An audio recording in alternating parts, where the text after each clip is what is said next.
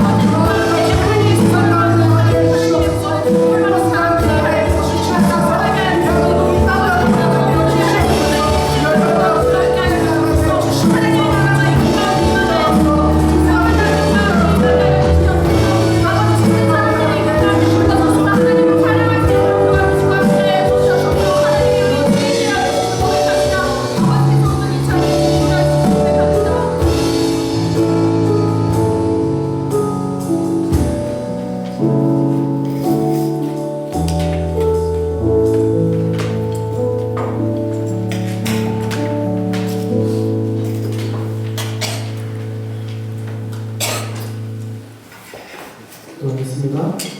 우리를 지으시고 자녀 삼아 주시는 하나님 아버지 주님의 이름을 찬양합니다. 새로운 학기를 시작하는 3월도 순식간에 지나갔습니다. 모든 순간들 가운데 우리를 눈동자같이 지키시며 삶의 걸음들을 인도하시는 우리 삶의 주관자 되어주시는 주님이십니다. 주님의 이름만 높임을 받고 주님의 영광만 드러나기를 원합니다.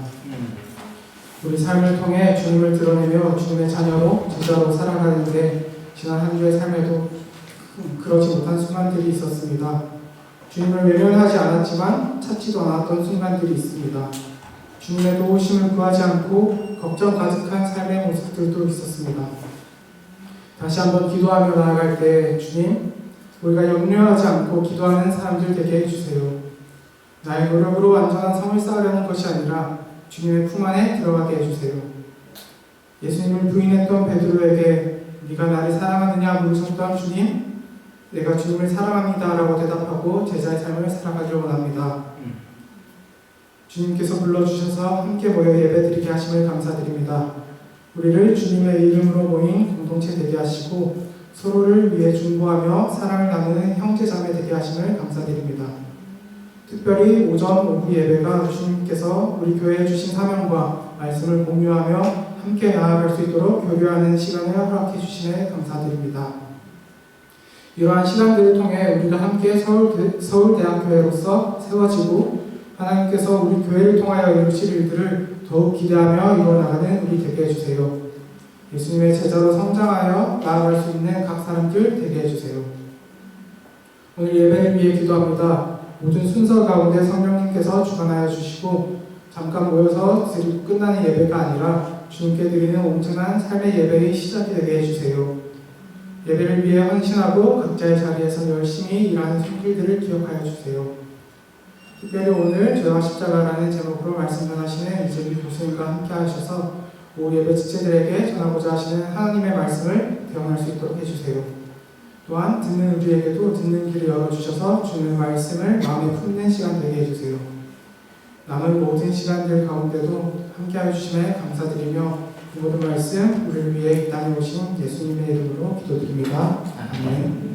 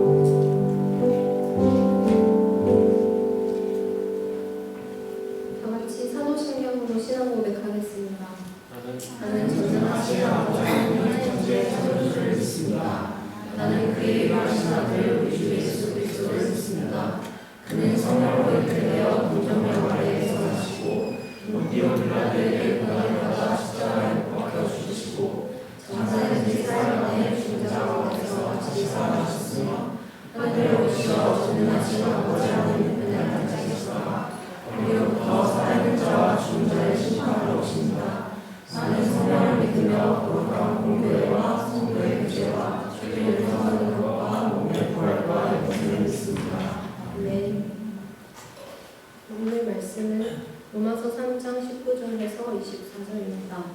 대신 봉독하겠습니다. 우리가 알거니와 무릇 율법이 말하는 바는 율법 아래에 있는 자들에게 말하는 것이니 이는 모든 입을 막고 온 세상으로 하나님의 심판 아래에 있게 하려 함이라. 그러므로 율법의 행위로 그의 앞에 의롭다 하심을 얻을 유체가 없느니 율법으로는 죄를 깨달음이니라. 이제는 율법 외에 하나님의 한 의가 나타났으니 율법과 선지자들에게 증거를 받은 것이라. 곧 예수 그리스도를 믿음으로 말미암아 모든 믿는 자에게 미치는 하나님의 은이 차별이 없느니라. 모든 사람이 죄를 범하였음에 하나님의 영광에 이르지 못하더니 그리스도 예수 안에 있는 성령으로 말미암아 하나님의 은혜로 값없이 의롭다 하심을 얻은 자가 되었느니라. 아멘.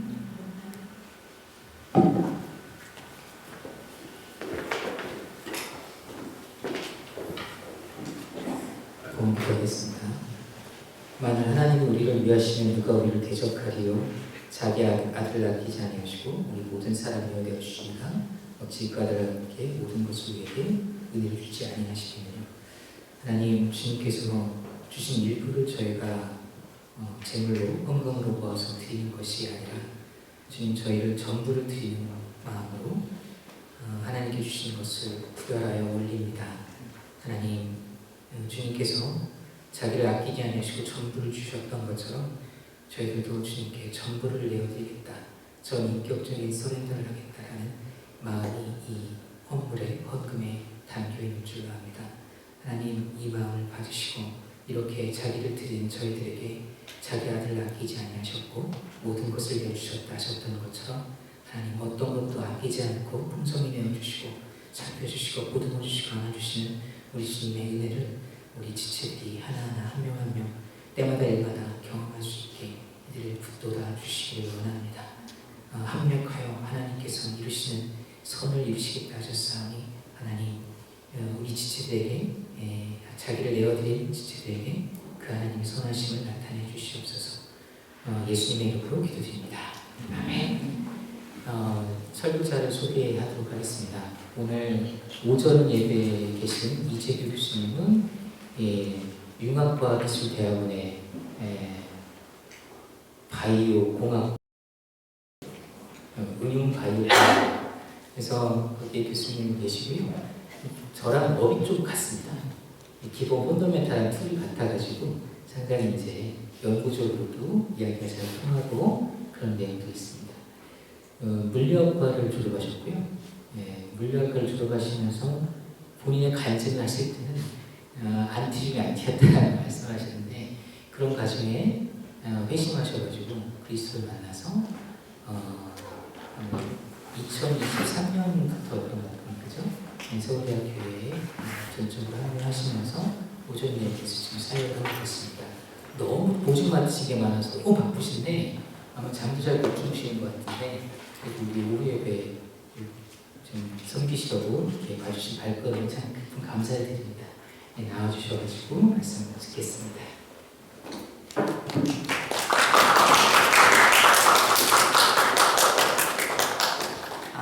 저기 그 예배 끝나고 말씀 끝나고 기도하는 시간 있을 때 반주자께서 나가서 해주시면 좋겠습니다. 잠시 기도하고 시작하겠습니다.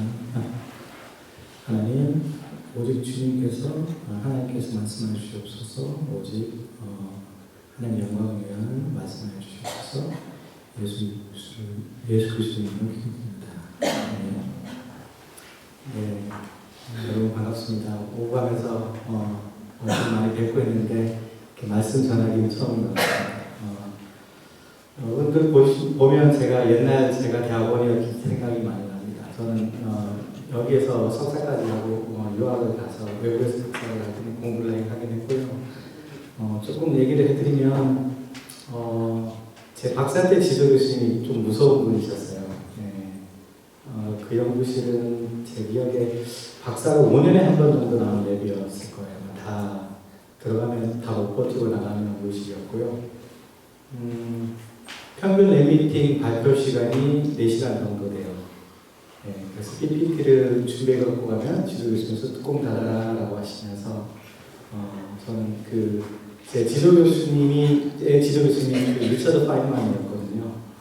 파인만 제 교육적으로 할아버지신데 그 밑에서 칼텍에서 박사를 본인 말하는 20개월 만에 끝낸 천재 물리학자였었어요. 그래서 천재가 아닌 사람들은 다 범죄로 보였던 것 같습니다. 그래서 모든 이퀘이션은 처음부터 유도하지 않으면 온다는 날이었었어요. 제가 그 교수님 앞에서 제일 깊게 발표 많이 한 날이 아마 7시간 정도 이런 미팅 발표했던 것 같아요. 제가 모든 제 자신이 부서지기 전까지 저를 안 보여주셨습니다. 한 번은 제가 톡을 준비했는데 다음날 제 학회 발표였는데 제가 준비되지 않았다는 이유로 제 톡을 취소를 해버리셨고요. 그래서 저는 그때 사실은 여러분 세대에서는 이해할 수 없는 일이죠. 그럼 지도교수 바꾸면 되지. 그런 사람 밑에서 뭐하러 버텨 이랬었는데 사실은 그때 아내와 오랫동안 금식 기도를 하면서 하나님 말씀을 여쭸어요. 떠날까요? 아니면 이 자리 지킬까요? 하는데 하나님께서 어떻게 하셨을까요? 그 자리를 지키라고 하시는 말씀에 순종했었던 기억이 납니다. 네. 그래서 대학원은 본질적으로 어렵습니다. 네. 제 학생들에게, 저희 연구실 학생들에게 얘기하는데 대학원 박사를 받는 사람들은 프로페셔널이거든요. 연구와 어떤 공부에 있어서는 프로페셔널이 되는 과정인데 여러분들이 한번 생각해보면 프로가 되는 것 중에서 김연아 같은 경우는 프로 스케이팅에 대해서 적어도 10년 넘게 했을 것 같고 그렇죠? 또 프로가 되기 위해 프로 바둑기사 이세돌 같은 분은 어렸을 때부터 10년 이상 바둑을 떴을 것 같고 제가 하는 것 중에서 프로가 되기에 그래도 좀 5년이면 그렇게 길지 않은 시간인 것 같기도 하다라고 우리 학생들이 위로하는데 위로가 안 되는 눈빛을 봤습니다. 그 정도로 대학원은 힘들고요. 성장의 고통이 있고 그나마 여러분 그래도 대학원생들은 좀 행복한 겁니다. 대학원생이 끝나면 좀 더 본질적인 고민이 시작됩니다. 나는 어떻게 될까라는 그런 고민이 시작되실 텐데 학생 때는 충분히 고통이 크고 고민이 많이 드니까 지금은 학위를 끝나는 그것만으로 충분할 것 같습니다. 예전에 생각이 나서 말씀을 좀 드렸고요. 그래서 지금이 사순절 기간을 지나가고 있고 이제 다음 주가 부활주일인데요. 예전 제가 다녔던 교회 얘기를 잠깐 해드리면 예전 교회에 제가 한 7년 정도 목장, 순장, 리더를 한 적이 있었는데 그때 한 목장의 그 남자 형제분이 계셨는데 골프를 아주 좋아했던 분이었어요. 거기는 볼링 치러 가듯이 골프를 생각하시면 됩니다. 아침에 자리 없으면은 골프 치러 간다고 문자를 주고 하셨던 분이셨어요. 그날은 근데 목장 시간에 여기 앞에 일찍 와 계시더라고요. 그래서 가볍게 아이스 브레이킹 톡을 이렇게 하고 있었는데 제가 그때가 아마 고난주간이었던 것 같아요. 부활주일이어서 그분하고 잠깐 얘기하다가 제가 이런 얘기를 먼저 꺼냈어요. 아이스 브레이킹으로. 형제님, 저는요 성탄절이 그렇게 기쁘게 느껴지지 않아요. 예수님이 탄생하시고 우리를 위해 오셨다는 것이 그렇게 기쁘게 다가와지진 않아요. 그리고 우리가 부활절을 보내고 있는데 예수님이 우리 위해서 그렇게 고통 속에 십자가에서 돌아가시고 하나님께서 부활하셨다는 게 그 고통이 그렇게 와닿지는 않고요. 제가 부활하셨고 하여튼 것들이 성경을 보면 알겠지만 그게 내가 그렇게 감격적이고 그런 기쁨이 잘 느껴지진 않아요. 이렇게 가볍게 시작했던 때가 있어요. 근데 그분께서 저한테 어떤 대답을 하셨냐면 제가 그렇게 진지한 얼굴을 본 적이 없었던 것 같은데 그분께서 하는 말씀이 그거는 형제님이 죄인임을 인정하지 않아서 그런 거예요 라고 하신 거예요. 가볍게 시작하는 게 대화였거든요. 그러니까 저로서는 놀라운 얘기였죠. 그냥 가볍게 얘기했어요. 제가 지금 길게 얘기했지만 아주 짧게 그냥 성탄절은 그렇고 부활절은 그래요 라고 어떠세요? 이런 뜻으로 얘기했는데 형제는 그건 당신이 죄인임을 인정하지 않아서 그렇다고 당황스러웠겠죠.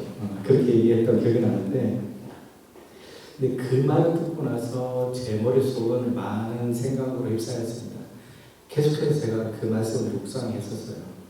나는 내가 죄인을 인정하지 않고 있었을까?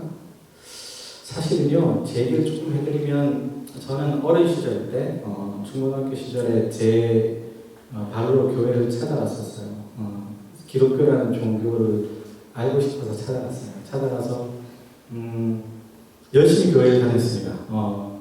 주일을 빠지지 않았고 찬양대는 제가 노래를 못해서 못했고요. 모든 행사에 다 참여했고 정말 누가 보면 아주 신실한 형제다라고 했을 정도로 교회에서 열심히 했었어요. 다만 거기에 믿음은 없었습니다. 제가 아무리 노력해도 하나님께서 저한테 믿음을 허락해 주시지 않았고요. 그래서 제 마음속에 어떤 것이 자라자라고 하냐면 여기 있는 사람들은 종교적 행위로 오는 사람들이고 여기 있는 사람들은 그 자기 위선적인 사람들이다. 혹은 가식인 사람들이라고 하는 이런 생각이 있죠. 왜냐하면 제가 믿음이 없었기 때문에 믿는 사람들이 느껴지지 않았어요. 그래서 그렇게만 하면 다행인데 제가 대학교를 이쪽으로 오고 나서 저는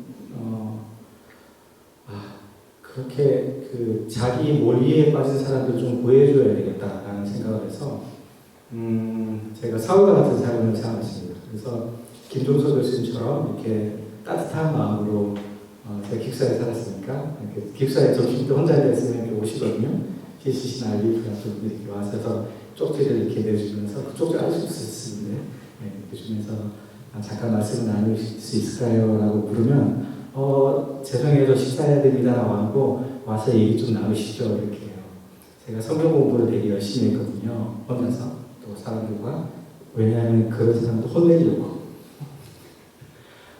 성경에 있는 많은 그런 그 역사적 이런 원리적 오류 같은 것들을 공부를 많이 했고요. 성경 공부를 그런 사람들로 고생시키기 위해서 공부했던 사람이에요.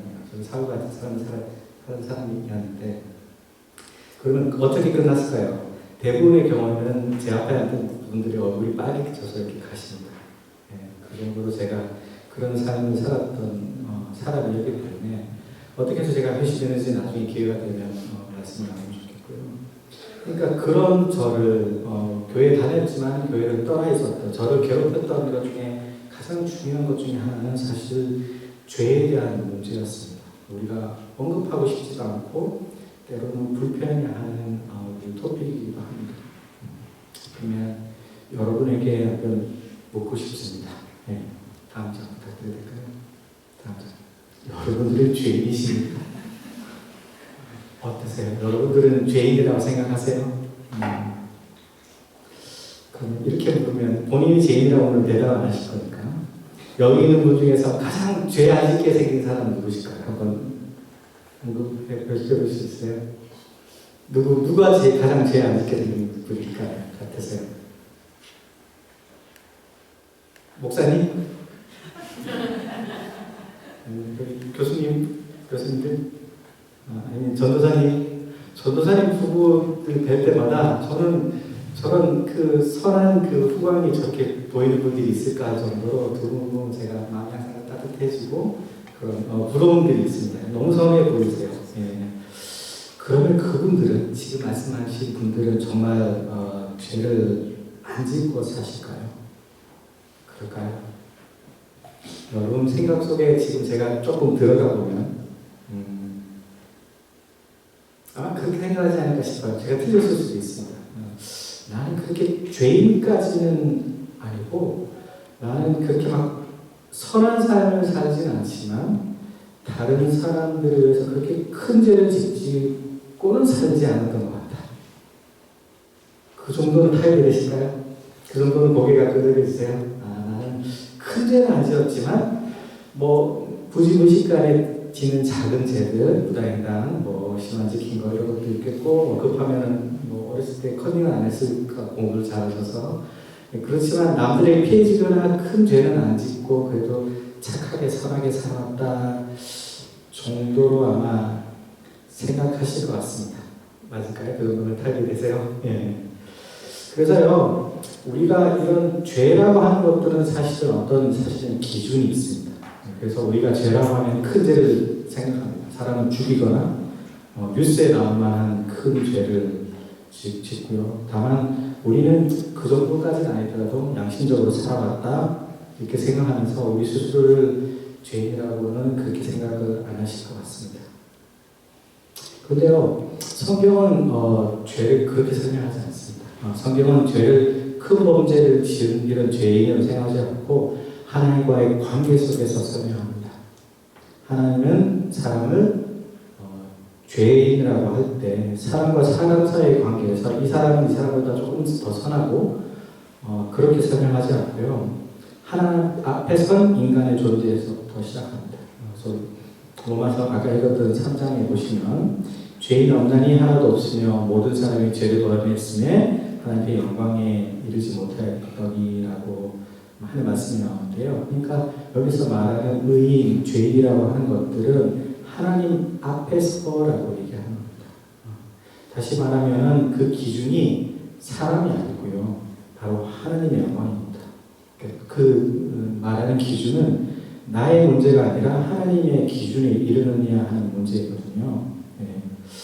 그래서요, 조금 더 성경에서 말하는 죄에 대해서 조금 더 알아보면 좋겠습니다. 성경에서 말하는 죄가 뭘까요? 라고 하기 위해서 조금 헬라어 히브리어 원문을 갖고 왔는데요. 첫 번째부터 보시면 구약에서 히브리어에서 말하는 죄를 가리키는 단어는 아주 많습니다. 한 12가지 정도 돼요. 성경에서 우리가 죄라고 번역하는 것들. 단어 보기 힘드니까 여기 몇 개만 갖고 왔는데 잠깐 같이 보시죠. 첫 번째 하타라고 하는 것들은 목적을 빛났다라고 하는 그 히브리어 원어고요. 그래서 하나님의 삶의 목적과 기준으로 살아가지 못한 상태. 하나님을 삶의 목적과 기준으로 삼아야 되는데 그 기준에서 벗어난 상태를 말하는 헬라어 히브리어 원어입니다. 두 번째 페샤라고 하는 단어는요. 이게 번역하자면 반역이고 고의적인 일이라. 이게 우리가 아는 죄에 좀 가깝긴 한데요. 그러니까 몰라서 잘못한 것이 아니라 하나님이 계신 줄 알면서도 하나님의 통치를 거부하는 우리의 마음 상태를 이끌는 겁니다. 그 다음에서 아윙이라고 하는 단어는 삐뚤어지고 굽어졌다고, 휘었다고 하는 히브리어 원어 단어고요. 이 단어의 의미를 보면 죄를 짓다 보면 우리의 마음과 존재 자체가 삐뚤어지고 굽어지고 왜곡된 상태를 뜻하는 겁니다. 저기까지가 구약에서 말하는 것들이 있고 헬라어 신약 원문에서는 주로 죄를 예수 그리스도와의 관계 속에서 설명을 많이 합니다. 첫 번째 여러분들이 잘 들어보셨던 많이 들어보셨던 하마르티아라는 단어는 화살을 쏠 때 그 표적을 얘기하는 거거든요. 하마르티아는 표적에서 벗어난 상태라는 의미고요. 그러니까 표적을 놓치고 표적의 기준에 엇갈린 상태. 그러니까 하나님의 영광의 뜻에 이르지 못한 우리의 마음이 다른 곳으로 나가는 상태를 얘기하는 겁니다. 주주 동안 계속 하마르티아 상태에 계셨나요? 하나님을 향해서 계속 표적을 겨누고 계셨어요? 마음을 향하고 계셨어요? 항상 주일날 보면 회개 시작을 거기서부터 시작합니다. 일주일 내내 제 마음이 하나님을 향해 있었나요? 라는 것을 제 자신이 물어봅니다. 두 번째, 파라바시스라는 것은 선을 넘다, 법을 어긴다고 하는 것으로 주어진 계명을 우리가 의도적으로 위반하는, 조금 말씀드린 율법과 직접적으로 관계되어 있는 단어입니다. 세 번째, 아노미아라는 것은 무지서 상태, 법이 없는 상태고요. 하나님 기준 자체를 무시하는 삶으로 자기 자신이 기준이 되는 삶을 사는 형태를 의미하는 겁니다. 마지막으로 엔요케라고 하는 상태는 죄의 결과로서 내가 죄진 책임을 진 상태, 길티인 상태를 말하는 단어입니다. 좀 어렵죠? 제가 이런 신학적인 조직 신학적인 얘기를 하려고 했던 건 아니고요. 그러니까 죄를 가리키는 단어가 이렇게 한 가지만 있는 것이 아니고 이렇게 여러 가지가 있습니다. 그러니까 죄라고 하는 것이 한 가지 모습으로 있는 것이 아니거든요. 그러니까 죄를 어떤 단어는 죄를 표적이 벗어난 상태라고 얘기하기도 하고, 어떤 단어는 하나님에 대한 반역이라고 얘기하기도 하고, 어떤 단어는 사람의 마음과 존재가 삐뚤어진 상태라고 얘기하기도 하고, 어떤 단어는 하나님의 기준 없이 살아가는 상태라고 얘기하기도 합니다. 이렇듯이 성경에서 말하는 죄라고 하는 것은 어떤 행동 몇 가지를 말하는 것이 아니라 하나님과의 관계가 깨어진 상태, 하나님과 관계가 떠난 상태를 말하는 겁니다. 그래서요, 이거 다 요약하면 죄인이라고 하는 것은 어떤 죄를 크게 지었냐, 작게 지었냐, 형법적인 죄를 지었냐, 이런 것들을 얘기하는 것이 아니고 하나님과의 관계를 하는 겁니다. 우리가 죄를 얘기하면 죄가 얼마나 크냐, 작으냐 얘기하지만 성경에서는 하나님과의 관계를 기준으로 얘기하는 겁니다. 그렇다면 하나님은 우리에게 그 기준을 어떻게 보여주셨을까요? 그건 바로 율법을 통해서 말씀해 주셨습니다. 성경에는요, 613개의 율법이 있습니다. 제가 613개의 율법을 공부하기 시작했던 이유가 말씀드렸다시피 저를 전도하는 분들을 괴롭히기 위해서 저는 공부했었습니다. 이 율법들이 어떻게 형성되었고 어떠한 의미를 가지고 있고 이런 것들을 살펴보기 시작했는데요. 예를 들면 여러분들이 율법을 잘 지키고 있는 지금부터 한번 보겠습니다. 요 위에 더 큰 게 하나 있는데 살인하지 말라. 지키셨나요? 잘? 그래도 여기는 당당하게 고개를 끄덕이시죠. 그러니까 이 정도는 나는 지켰다. 좋습니다. 두 번째, 그러면 내 이웃의 것을 탐하지 말라. 어떠신가요? 저 탐하지 말라는 단어를 커벳이라고 영어로 했는데 저기 그 히브리어 헬라어 원문을 보면 남의 것을 가져가는 의미가 아니고요, 스틸링이 아니고 그냥 부러워하는 것까지 포함하는 겁니다. 여러분 대학원생 옆자리에서 네이처 논문을 내면 부럽지 않으셨던가요? 왜 정확히 나는 안 보내주고 굳이 않게 내 옆에 논문도 나보다 별로 안 좋은 애는 보내주고 나는 왜 라고 생각하면서 이웃의 것을 탐하지 않으셨나요? 점점 고개를 덜 끄덕이는 게 보이기 시작합니다. 또 가늠하지 말라라는 단어도 있죠. 근데 그 가늠하지 말라는 뜻은 성경에서는 가늠하지 말라까지는 지키실 것 같아요. 그다음에 거짓증을 하지 말라. 지도 교수님한테 어떠세요? 다음 주까지 논문 줄 거지? 네, 이미 거의 다 썼습니다. 올테스타먼트 구약의 율법도 잘 지키고 계신가요? 하지 말라고 하는 것들이 한 248개, do not statement가 248개가 있고요. 이게 더 어려운 건 do statement입니다. 하라고 하고, 거꾸로입니다. 하지 말라고 하는 게 365개가 있고, 오히려 적극적으로 하라고 하는 것들이 248개가 있는데요. 28개를 보면 마음이 더 어렵습니다. 볼까요? 가난한 자와 나그네를 돌보라. 가난한 자 돌보셨습니까? 나그네 돌보셨어요? 하나님은 내 마음과 뜻을 다해 사랑하라. 여기 고개 끄덕일 분들이 있으세요? 진짜 하나님은 여러분의 마음과 몸을 다해서 사랑하셨어요? 저 위에 보면 내 이웃을 내 자신과 같이 사랑하라. 바로 여러분 뒷자리에 있는 분들입니다. 무술 동료들. 사랑하기 힘들죠. 가까운 사람이 더 사랑하기 힘듭니다. 억누린 자를 공유를 해라. 어렵죠. 근데요, 구약을 보시면은 이렇게 어떻게 보면 우리가 그래도 고개를 끄덕일 만한 것들도 있기도 하지만요, 저런 말씀이 있었어라고 할 정도의 그런 그 율법들도 있습니다. 보시면은 너희는 머리가 둥글게 깎지 말며 수정부터 현관시키지 말며 라고 하는 Do not say 건데, 여기 남자분들 오늘 아침 면도하셨습니까? 면도 다 하셨죠? 율법에 따르면 여러분들은 죄인입니다. 율법을 어기셨어요? 정말로 어기셨어요. 그 다음에 지느러미와 비닐이 없는 것도 너에게 가져간 것이 먹지 말라. 어저께 시푸드 파스타 맛있게 드셨습니까? 새우 파스타 맛있게 드셨어요? 거기 있는 홍합들 맛있게 드셨어요? 여러분들은 율법을 어겼습니다. 염소 새끼와 그 어미의 젖에 잡지 말라라고 하는 단어가 있는데요. 지난주에 치즈버거 맛있게 드셨어요? 네, 율법을 어기셨습니다. 지금 제가 조금 재밌게 얘기해서 그런데 다음 장 한번 보실까요? 실제로 그 코셔푸드라고 하는 그 성경에 있는 모든 것들을 고지고대로 정말 믿는 분들은 저기 이스라엘 텔아비브에 있는 그 맥도날드인데 메뉴에 치즈버거가 없습니다. 네, 어미의 젖의 아이를 염소로 삼지 말라는 그걸 지키기 위해서 고기와 우유로 사물들에 있는 것은 치즈 같은 것을 먹지 않습니다. 메뉴에 치즈버거가 없어요. 좀 열어보면 치즈가 없습니다. 그러니까 저 정도로 율법을 정말 지키는 분들, 이제 여러분들 아시겠지만 금요일에 그 안식일을 지키는 사람들은 지난달에 그 이스라엘 갔다 온 분들 이렇게 얘기하시더라고요. 엘리베이터 버튼도 누르지 않는다. 전등도 자동으로 일을 하지 않게 해서 안식일을 지키기 위해서 전등도 자동으로 꺼지게 타이머를 맞춰놨다. 그 정도로 율법을 지키려고 노력을 하는데요. 그분들은 사실은 그 율법을 하나도 어기지 않았을까요? 정말 이웃을 사랑했을까요? 성경에서 나오는 그 굿사마리아인의 비유를 아시죠?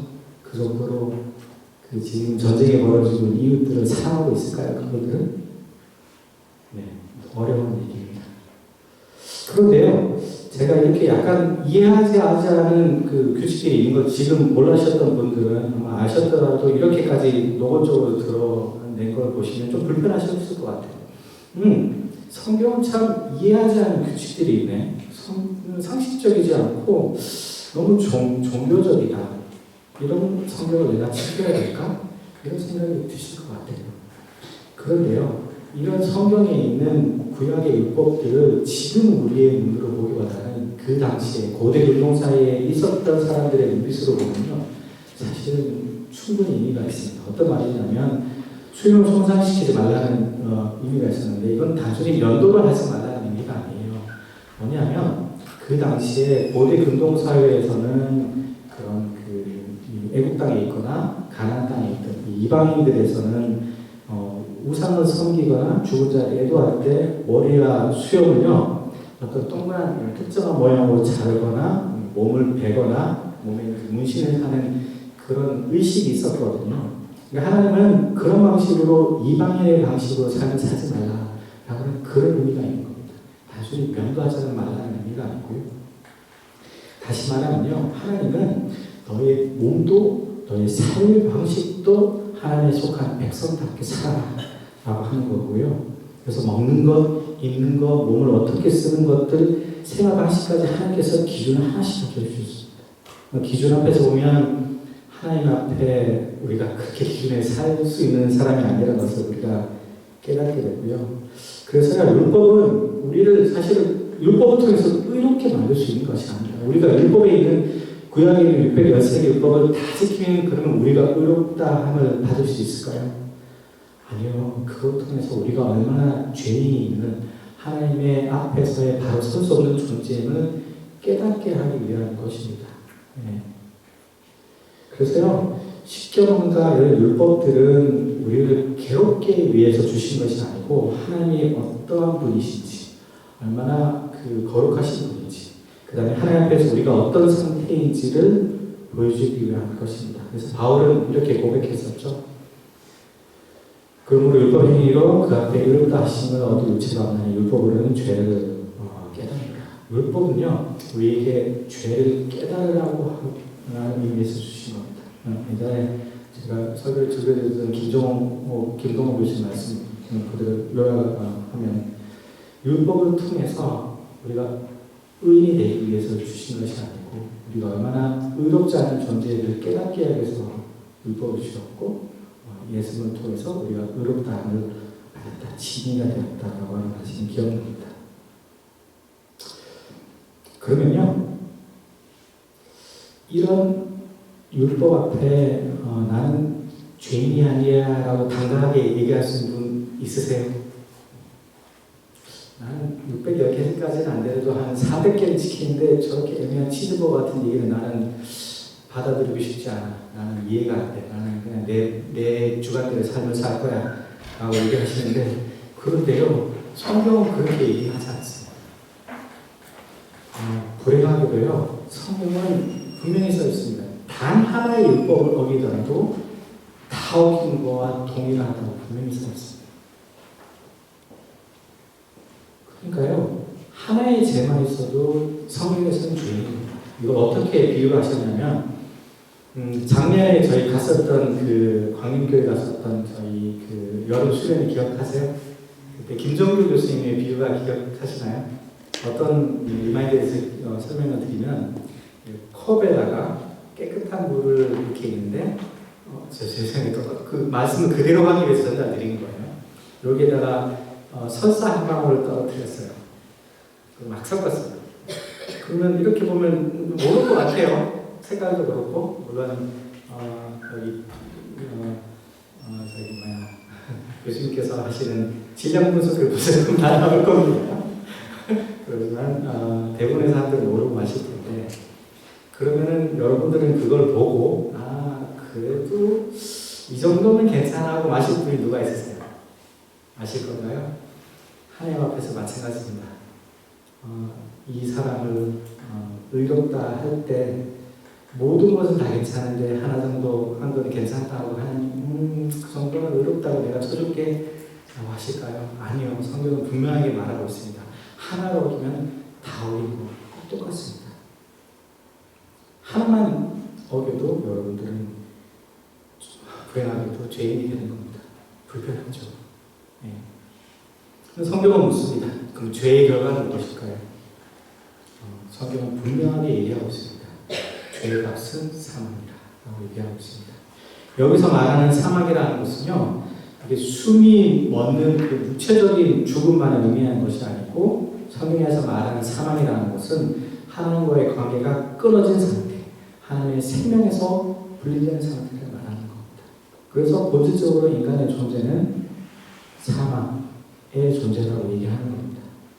그래서요, 죄의 가장 무서운 결과는 어떤 지옥에서의 뜨거운 불같이 생각하는 벌이나 그런 고통보다도 하나님 없이 살아가게 되는 상태, 하나님과의 단절된 상태입니다. 여러분, 하나님 없이는 너무 고통스러울 것 같아요. 하나님 없이는 저는 못 살아요. 이게 성경에서 얘기하는 죄인이 되는 가장 큰 형벌입니다.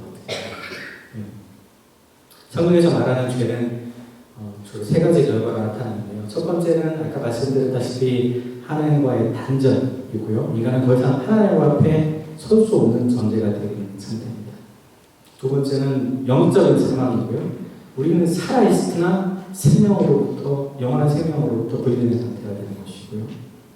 세 번째는 우리가 이 상태를 우리 스스로 회복시킬 수 없는 우리의 무능력입니다. 그러니까 우리가 아무리 도덕적으로 잘 살아도, 종교적으로 아무리 선하게 해도, 설사 613개의 율법들을 하나도 어기지 않고 다 해도 이 단절을 메꿀 수가 없습니다. 성경은 우리 스스로 이 상태에서 벗어날 수 없다고 얘기하고 있습니다. 그래서 아까 읽었던 로마서에서 이렇게 얘기하고 있습니다. 율법으로는 죄를 깨닫느니라 모든 사람이 죄를 범하였으며 하나님의 영광에 이르지 못하였더니 그리스도 예수 안에 있는 성령으로 말미암아 값없이 의롭다 하심을 얻은 자 되었다라고 얘기하고 있습니다. 성경은요, 이 죄에서의 회복을 다른 방향으로 얘기하고 있습니다. 그러니까 죄를 짓지 않는 상태가 되는 것이 아니고요, 인간이 하나님께 더 가깝게 율법을 지키면 가깝게 나아가는 것이 아니라 하나님이 오히려 죄인이신 우리 앞에 왔다고 얘기하고 있습니다. 그래서요, 그 길의 끝에 가보면 십자가가 있습니다. 이 40절은요, 40일 동안 이 십자가의 길을 따라가는 게 있습니다. 성경은 예수님을 좋은 선생님이나 도덕적인 사람으로 얘기하는 것이 아니고요, 우리의 죄를 담당하기 위해서 오신 분으로 설명하고 있습니다. 이사야서에 보면 그가 잘리는 우리의 허물 때문이요 그가 상하면 우리의 죄인 때문이라고 얘기하고 있습니다. 우리의 사망을 그분께서 대신 짊어지셨고 우리가 서야 될 심판의 자리에 그분이 대신 서셨습니다. 그래서요, 죄를 어떤 일로 만드는 것이 아니고요, 죄의 값이 지불된 사건입니다. 예, 십자가의 사건입니다. 그래서 구원은 인간의 노력에서 온 것이 아니고 하나님의 은혜에서 나오는 것이고, 우리가 인간을 찾은 것이 아니고 하나님을 찾은 것이 아니고 하나님께서 죄인이신 우리를 향해 찾아오신 것입니다. 그래서 로마서 5장 8장에 우리가 아직 죄인이었을 때 그리스도께서 우리를 위하여 죽으심으로 하나님께서 우리에 대한 자기의 사랑을 확증하셨느니라라고 얘기하고 있습니다. 근데 성경에서는요, 분명히 죄의 값에 대한 원리를 분명히 잘 얘기하고 있습니다. 우리가 아는 그 번제 같은 것도 분명히 동물을 잡아서 제사를 지내라고 얘기하고 있고요. 성경에는 끊임없이 죄값을 치러야 된다고 얘기하고 있습니다. 그러니까 성경에서도 그냥 어떤 사람이 잘못을 지으면 하나님께 회개하고 끊는 것이 아니고 내가 잘못을 지은 그 사람에 가서 용서를 구하라고 분명히 얘기하고 있죠. 사실 제가 그 행위를 어제 하고 왔는데, 제가 아까 김현수 교수님께서 얘기하시면 좀 많이 너무 바빠서 힘들고, 제가 아마 집에 작년 10월부터 지금까지 한 반 정도는 안 들어갔을 겁니다. 네, 제가 좀 그런 삶을 살고 있는데, 어저께도 제가 집에 들어오는 게 토요일 밤 낮에 12시에 들어왔어요. 토요일 날 금요일 출근해서. 그래서 너무 힘들어서 아내에게 조금 짜증을 냈고요. 그렇게 하고 이제 자리에 누웠는데, 사실 설교하기 전날에 제가 잠을 잘 못 이루거든요. 자려고 잠이 잘 안 와서 뒤척이고 있었는데 하나님께서 저희 마음속에 이런 마음을 주시더라고요. 아내에게 사과라고 하는 말씀을 주시더라고요. 그래서 아니요, 하나님, 그 정도는요, 부부 사이에 좀 짜증낼 수도 있고 서로 힘든 일도 있잖아요. 아내도 이해할 거예요 라고 물었는데, 죄 지은 자가 그 앞에 용서를 구하라고 하는 말씀을 저한테 자꾸 주시는 거예요. 어떻게 했을까요? 30분 동안 버텼습니다. 그 정도 가지고 아내에게 용서를 구하기에는 제가 너무 초라해버렸어요, 제 자신이. 그래서요, 버텼는데요. 그 끝에 하나님께서 사죄하지 않으면 혼날 거라는 말씀을 해주시더라고요. 그래서요, 자는 아내를 이제 갑자기 어깨도 주물러주고 이렇게 하면서 깨웠습니다. 깨워서 이렇게 있던 일을 용서를 구했어요. 용서를 하니까 자기도 의아했대요. 자기가 이렇게 잘못한 게 없는데 왜 나한테 그러냐라고 하면서 그런 일이 있었구나라고 하면서 다행히 저를 용서해 주더라고요. 네. 그러고 나서 갑자기 왜 그러냐라고 묻더라고요. 이상하죠. 가만히 있던 사람이 혼자, 그리고 저 밤에는 미안하다고 하면 누구나 남녀 관계에서 묻죠. 갑자기 네가 무슨 일 있지 않고는 그런 일이 없을까라고 묻길래 제가 하나님과의 대화에서 용서를 구하라고 했다니까, 그러면 하나님의 말씀에 순종한 그 남편을 토닥여주는 것이 아니고 아내가 하나님에 대한 찬양을 하고 계시더라고요.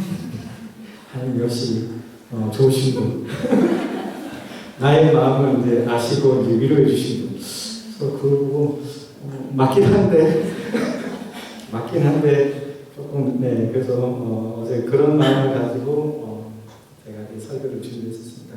그렇듯이요 성경에는 분명히요 죄에 대한 값을 치러야 된다고 얘기하는 겁니다. 우리의 죄인인 우리를요 그냥 죄상을 해주는 게 성경의 원리가 아니고 하나의 원리가 아닙니다. 분명히 죄값을 치러야 되는 것입니다. 만약에요 우리가 질문을 하나 하겠습니다.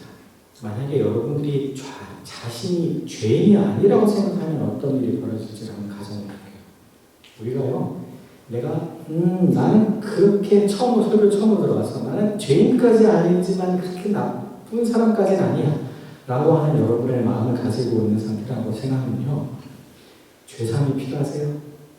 죄사함이 필요하지 않습니다. 죄사함이 필요 없으면 구원자가 필요하신가요? 구원자가 필요하지 않습니다. 구원자가 필요 없으면 예수님은 더 이상 필요 없는 존재가 됩니다. 성경은요 십자가를 말하기 전에 바로 우리의 죄에 대해서 얘기하고 있습니다. 사순절은 우리의 죄에 대한 인식부터 시작하는 겁니다. 십자가의 은혜는요 나는 그래도 괜찮은 사람이야 라고 하는 것에 시작하는 것이 아니고요 십자가의 은혜는요 내가 하나님 앞에 본질 그대로 설 수 없는 죄인이라는 사실을 깨닫는 자리에서부터 시작합니다.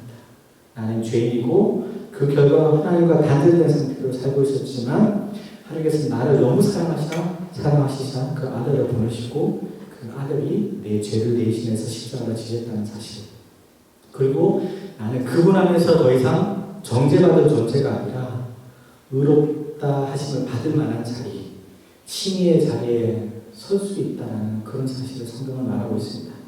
그러니까요 이런 성경에서 말하는 절기들 특히 성탄절 예수님께서 오신 시기 우리 고난주간 부활절은요 이런 책 속에 성경의 책 속에 있는 시기가 아니고요 바로 나 자신 여러분 각자를 위한 사건입니다. 그러니까요 십자가는 이런 종교적인 얘기가 아니라 정말 실질적으로 죄인이 나에 대한 인식 그리고 나를 구원하기 오신 예수에 대한 얘기를 하는 겁니다. 다음 장 한번 볼게요. 누군지 혹시 아세요? 아시는 분 있으세요? 네, 호킹인데 제가 있던 그 대학원 때 호킹 박사님께서 그때 살아계셨으니까 강연을 하러 오셨어요. 호킹이 루게리병을 앓아서 손가락도 못 움직이시거든요. 그러니까 혀에 이 마우스 조이스틱을 움직여서 이렇게 키보드 나가는 한자 이렇게 찍으면서 강연해서 이제 되게 느립니다. 사실은 강연을 하시고 나서 한 학생이 질문 시간에 이걸 물었어요. 그 호킹이 잘 알겠지만 블랙바디 레디에이션이라고 하는 분야를 했고 두 책도 제 서적이 있는데 제 책꽂이에 아주 저명하신 학자입니다. 우주의 그런 생성과 원리, 운영 원리를 큰 그림으로 이제 강의를 하시는 분인데 그 학생이 물었던 것들은 이거였어요. 그러니까 우주가 오고 너무 질서 있게 있고 이런 너무 큰 스케일이니까 아마도 그 학생은 종교적인 컨텍스트에서 물었던 것 같아요.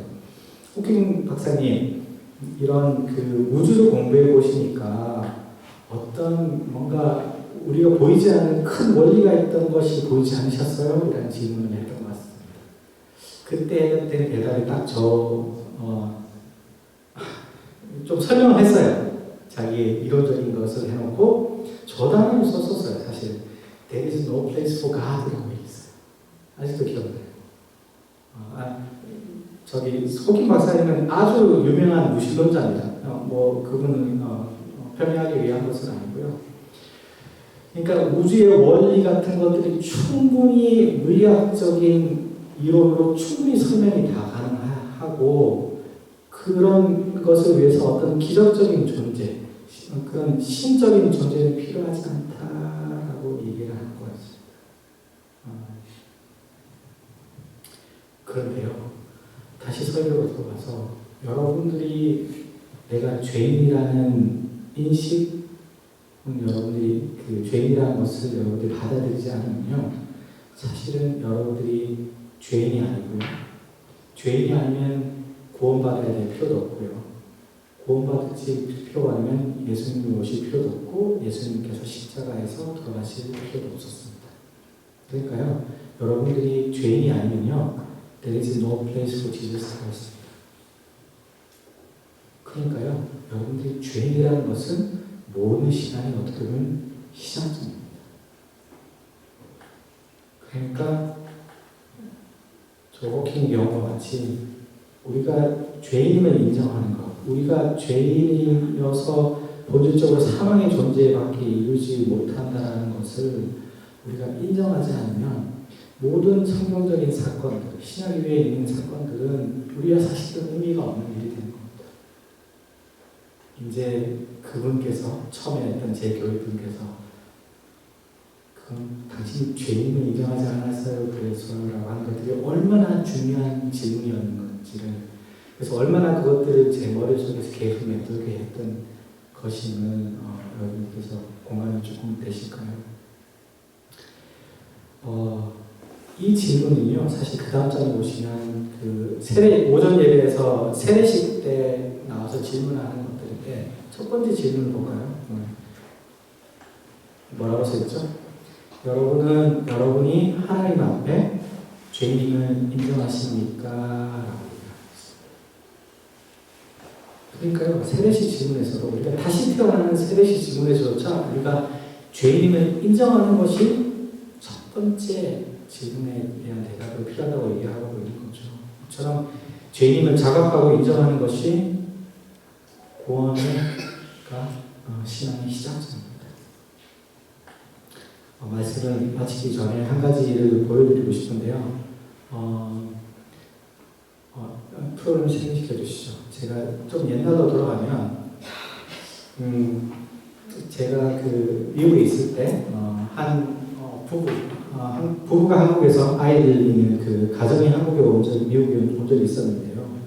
그 가정이 신앙이 없는 가정이었고, 그분들과 같이 그 타오라고 하는 어떤 호수, 서울만에 큰 호수가 있어요. 거기 이 실리콘밸리에서 놀러 많이 가는 것인데 그쪽에 같이 가게 되었어요. 그래서 말씀을 너무 전하고 싶었어요. 전도를 하고 싶었어요. 근데 그분들에게 말씀을 어떻게 전할까? 우리가 죄인이고 왜 구원받아야 될 존재인지를 설명하고 싶어서 많이 고민했었어요. 그래서 하나님께 여쭸어요. 저분들이 마음이 저런 상태인데 어떻게 말씀을 전할 수 있을까라고 계속해서 고민하니까 하나님께서 어느 날 저에게 환상을 주셨어요. 환상을 주셨던 것들이 어떤 것이냐 하면요, 제가 어떤 방에 들어가 있는데 제 방에서 어떤 불이 켜졌어요.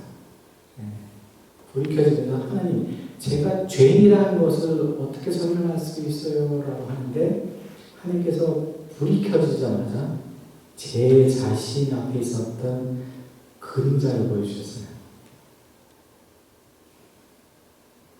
잘 안 이해가 되시죠? 이걸 한번 보시면 좋겠습니다. 제가 해볼게요.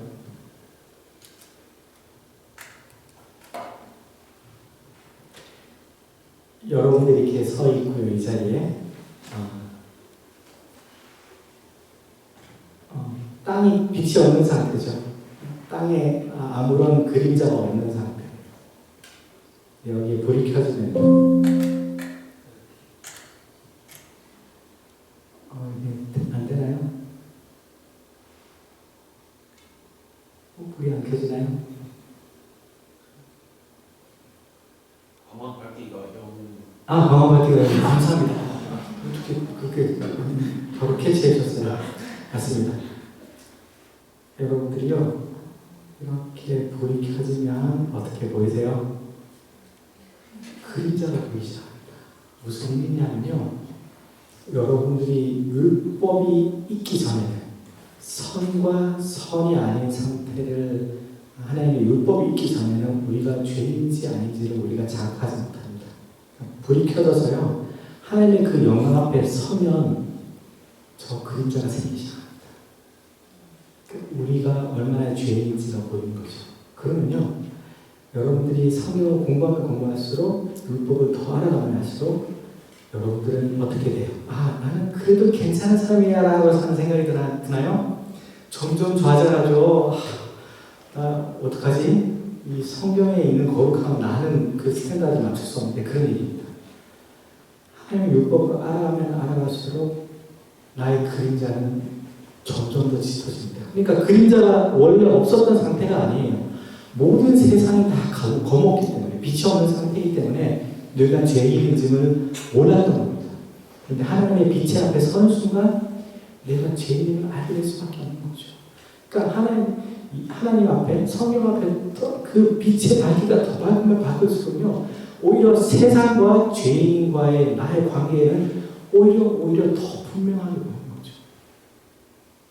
그걸 잘 보여주죠. 그러고 제가 물었죠. 하나님, 제가 죄인이 너무나 분명하게 보이는데 그러면요 저 그림자를 어떻게 해야지 없앨 수 있습니까? 여쭈었어요. 한 가지 방법이 있습니다. 불을 끄면 됩니다. 어떻게 돼요? 세상 속으로 들어가는 겁니다. 세상 사람들이 거룩하지 않은 삶을 살듯이 살아가면요 하나님과 성령에서 점점 멀어지면 세상과 비슷하게 살 수 있고요 죄인이 아닌 것처럼 살 수 있습니다. 그런데요 죄가 사라진 것이 아니에요. 세상 속에서 보이지 않았던 것밖에 아닙니다. 그러면 여러분들은 신실하신 분들이니까 성경을 많이 공부해서 세상과의 컨트라스트가 커졌어요. 자, 이제 빛을 없애서 그림자를 없앨 방법은 또 다른 게 있습니다. 뭘까요? 빛의 아래로 가는 겁니다. 어떨까요?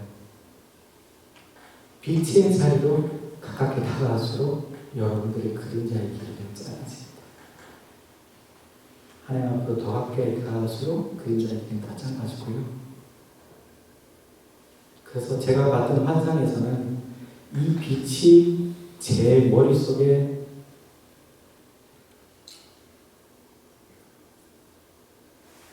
하나님이 더 오시지 않으면 그럼 어떻게 하면 될까요? 제가 가야죠. 하나님이 정중앙에 있을 때 딱 그 자리에서만 제가 그림자가 봤어요. 그래서 제가 이렇게 한 발짝 벗어나 봤어요. 그림자 생기고요. 이렇게 한 발짝 벗어나니까 그림자가 떴습니다. 이 모든 저 지점에서 그림자가 안 생길 수 있는 부분은 딱 한 군데 정확히 없습니다. 온전히 하나님 안에 있을 때 그때만 그림자가 없었어요. 무슨 말씀이냐면요 우리는 그림자를 우리가 없앨 수 있는 존재가 아니에요. 성경을 읽을수록 더 하나님의 말씀을 따르면 갈수록 여러분은 좌절감을 느껴지죠. 그렇죠? 우리 그렇죠. 네. 세상에 비해서 더 그림자가 검어진 여러분을 경험할 겁니다. 오직 예수님이 들어갈 때 하나님이 들어갈 때 저 그림자는 없어질 수 있습니다. 그렇다면요 저 그림자가 없어지기 위해서는 어떻게 하면 될까요? 율법 다시 할까요? 613개 이제 파워포인트에 해놓고 하나씩 체크리스트 하실 거예요. 네. 예수님의 동제를 통해서 우리는 이미 의롭다함을 받았습니다. 하지만요 우리는 아직 완전히 성화된 존재가 아니에요. 한 발짝 한 발짝 성화되는 존재로 나가야 됩니다.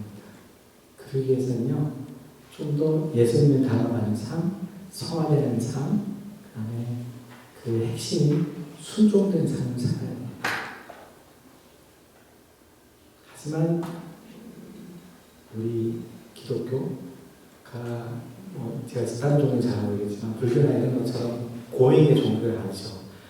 율법 지키기 너무 힘들어요. 하지만 어떻게든 해볼 거예요. 이런 종교가 아니고 성령 하나님께서 우리 속에 오셔서 우리가 저런 것들을 충분히 감내할 수 있게끔 우리에게 힘을 주십니다. 그래서요 이 짧은 시간 안에 저 비단의 삶이라고 하는 것들을 성화되는 길로 가는 삶이라는 것을 제가 다 하긴 힘들겠지만 그것들은 이제 오해 계신 훌륭하신 설교자들께서 다 성화의 길로 가는 길에 대해서 잘 안내해 주실 겁니다. 제가 말씀드리고 싶은 것들은요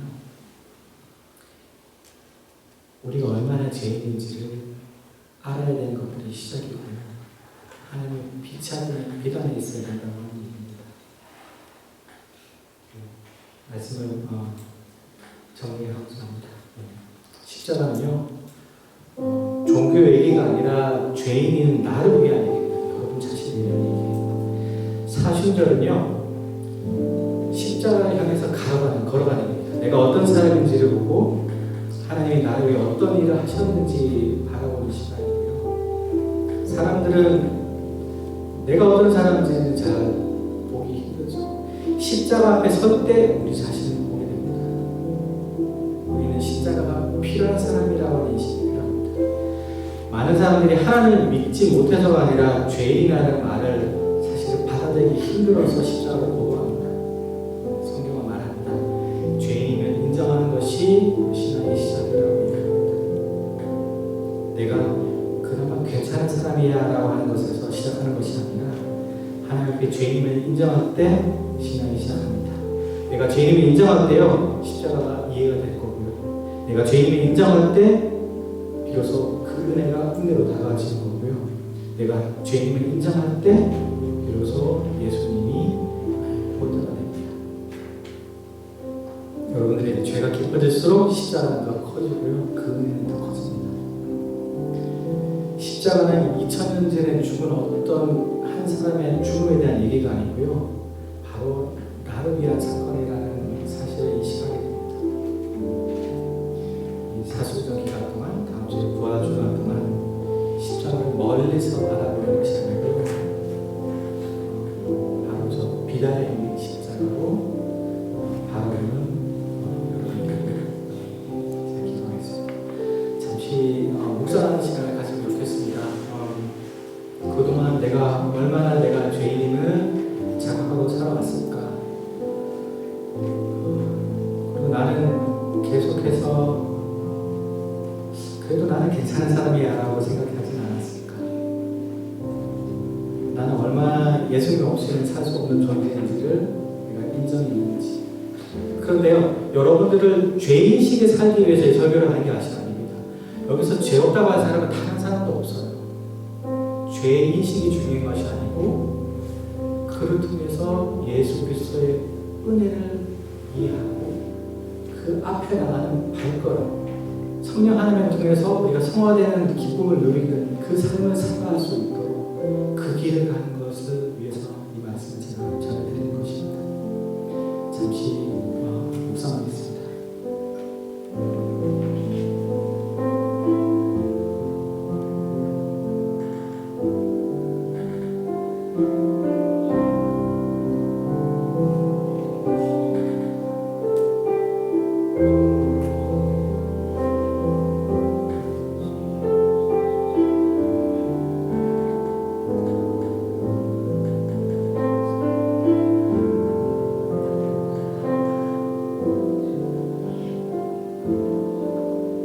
기도하겠습니다.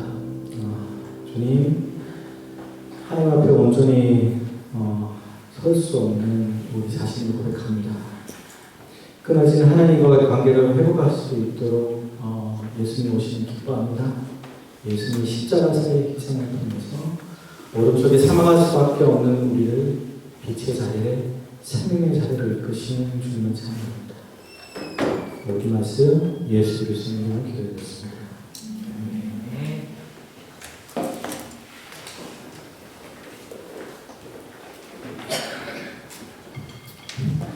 네, 교수님 귀한 말씀 감사드립니다. 네, 광고 드리겠습니다. 우선 교회를 방문해 주신 분이 계십니다. 잠깐 일어나셔서 간단하게 소개해 주시겠어요?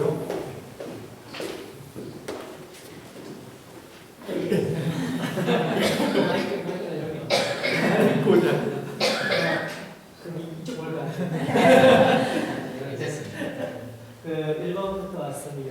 나카지마 유키라고 합니다. 교환학생으로 일본 히토츠바시 대학을 하시는 분이 있습니다. 아닙니다. 히토츠바시 대학부터 교환학생으로 3월부터 그래도 6월 말에 됐더라고요. 그리고 일본에서는 똑같이 계시는 교회 다녀서 12년 정도 나요. 좀 굉장히 많이 다니긴 했습니다. 그래서 그렇게 긴 시간 여기 있을 건 모르지만 그래도 부탁합니다. 반갑습니다. 감사합니다.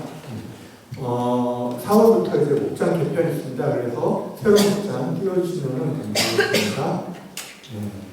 이렇게 4개의 목장으로 새로 구성이 되었습니다. 각자 목장 보시고요. 요건 이제 4월부터죠. 오늘은 기존 목장으로 예배 마치자마자 기존 목장별로 이 자리에서 모여서 마무리 모임을 갖는 시간을 갖도록 하겠습니다. 4월부터 목장 많이들 기대해 주시기 바랍니다. 네. 오케이. 자, 그리고 여러분들 아시겠지만 오늘은 종려주일이죠. 그리고 다음 주가 부활주일입니다. 그래서 일주일 동안 또 예수님의 고난과 부활의 의미를 새겨가면서 신앙생활 하시기 바라고, 이번 주 금요일 4월 3일 저녁 7시에 이 자리에서 성금요일 예배를 드립니다. 그러니까 예수님께서 고난당하시는 밤을 기억하면서 저희가 예배를 올려드리는 시간입니다. 그래서 예배를 드리면서 그날 성찬식도 있을 예정이니까 여러분들 준비해서 같이 오시면 좋겠습니다. 네. 여러분들 그 예배 시간에 맞춰서 오늘 함께 노력해요. 그 다음에 우리 1시부터 중복의 루틴이 여전히 이루어지고 있고, 그 다음에 각종 모임들 기억하셔서 함께 해주시면 좋겠습니다. 감사합니다.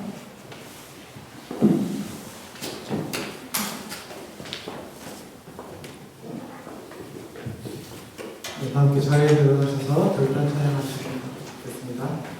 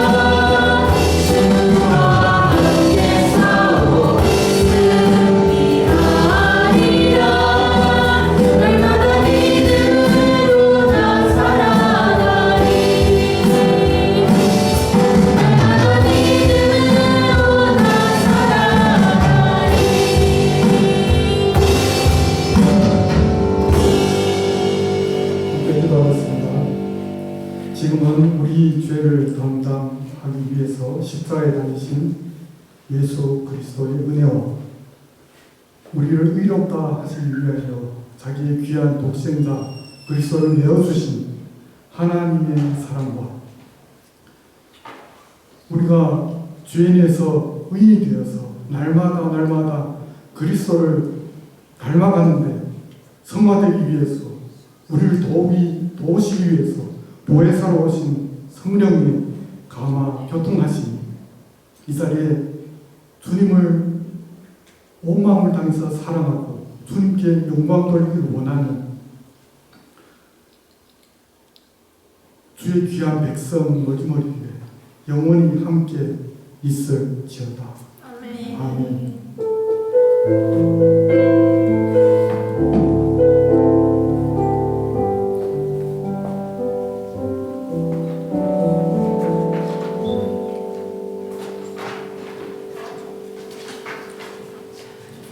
서로 예배를